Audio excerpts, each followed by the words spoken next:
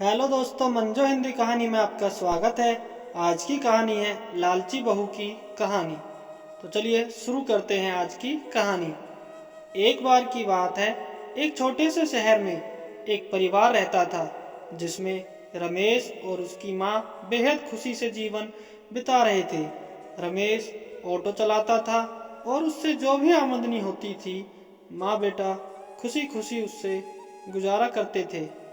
एक दिन उसकी मौसी रमेश के घर आई। उसने रमेश की माँ से रमेश की शादी के बारे में बात की, जिसे सुनकर माँ बहुत खुश हो गई। अब रमेश के लिए एक अच्छी लड़की की तलाश शुरू होती है। कुछ ही दिनों में रमेश की मौसी को रूपा नाम की एक लड़की मिली जो देखने में बेहद खूबसूरत थी। रमेश को भी रूपा पसंद आई और दोनों ने शादी कर ली।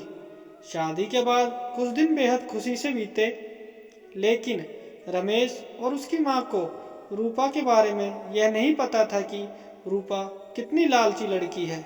रूपा ने शादी के कुछ दिनों बाद ही अपने रंग दिखाना शुरू कर दिया था।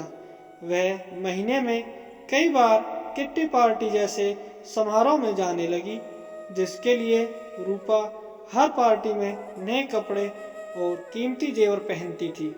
जब रूपा के नए गहने और कपड़े खत्म हो जाते थे, तब रूपा अपने पति की कमाई से नए कपड़े और गहने खरीद लेती थी, जिससे रमेश के घर में झगड़ा शुरू हो गया था।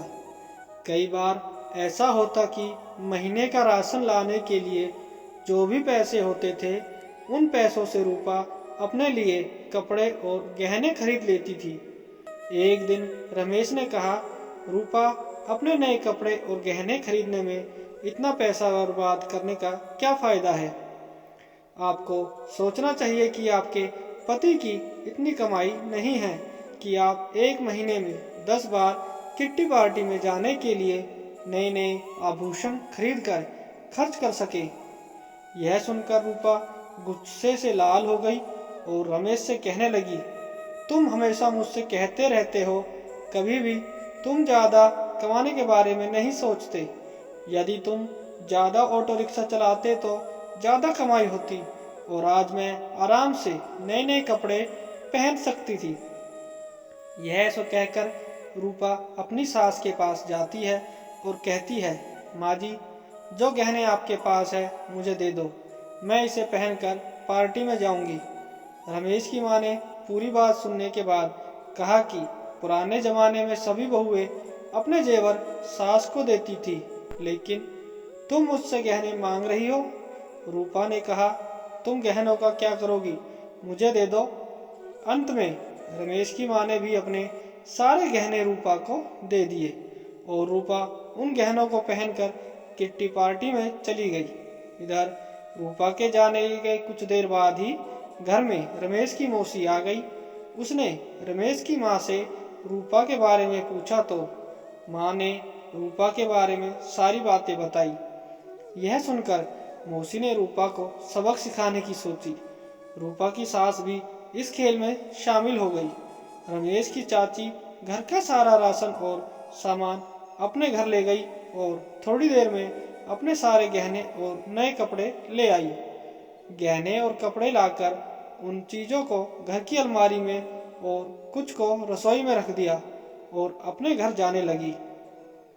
जाते समय रूपा की सास से कहा कि जब रूपा घर आएगी तो यह जेवर देखकर वह तुमसे कुछ पूछेगी, तुम उसका अच्छे से उत्तर देना। उसके कुछ ही समय बाद रूपा किट्टी पार्टी से घर आई और अपनी अलमारी में सभी नए गहने देखकर बहुत खुश हुई। लेकिन शाम को जब रूपा रसोई में खाना बनाने गई तो उन्हें फिर से राशन के डिब्बे में नए गहने मिले, जिसे पाके रूपा की खुशी का कोई ठिकाना नहीं था। लेकिन जब रूपा ने किचन में राशन की तलाश की तो उसे कुछ नहीं मिला, जिससे वह परेशान हो गई और अपनी सास के पास गई और पूछा कि माँ जी, किचन का राशन कहाँ गया। तब सास ने कहा कि बहू, आपको गहने और कपड़े ज़्यादा पसंद है, इसलिए आज मैंने घर का सारा राशन और सामान बेचकर आपके लिए नए गहने और कपड़े खरीदे हैं। अब आप इसे पहन सकती हो और पार्टी में जा सकती हो। यह सुनकर रूपा ने कहा कि ठीक है, मगर खाने के बिना मैं गहनों और कपड़ों की क्या करूंगी। तो सास ने फिर जवाब दिया कि अब खाना खाने की क्या जरूरत, तुम्हें अपनी सबसे प्यारी चीज मिल गई है, तुम्हें इसमें खुशी होनी चाहिए। यह सुनकर रूपा को अपनी हरकत पर पछतावा होने लगा। तभी रमेश की मौसी भी आ गई। उन्होंने यह भी कहा कि यह सब मैंने तुमको समझाने के लिए किया है कि केवल नए कपड़े और आभूषण जरूरी नहीं है, इसके अलावा दुनिया में बहुत कुछ होता है, और अगर आपको नए गहने और कपड़े पहनने का इतना शौक है तो आप खुद क्यों नहीं कमाते और उस पैसे से ये सारी चीज़ें खरीद लेते हैं। सारी बातें सुनने के बाद रूपा को अब सब कुछ समझ में आ गया और अब से उसने फिर कभी ऐसा नहीं किया और अपने पति के कमाए हुए पैसे में खुशी खुशी रहने लगी। दोस्तों, इस कहानी से हमें शिक्षा मिलती है कि हमें कभी भी फिजूल की खर्चे नहीं करने चाहिए। इसके साथ ही हमें जो ज़रूरी चीज़ें हैं उसमें ज़्यादा ध्यान देना चाहिए। दोस्तों, आपको हमारी ये कहानी कैसी लगी हमें कमेंट करके ज़रूर बताएं।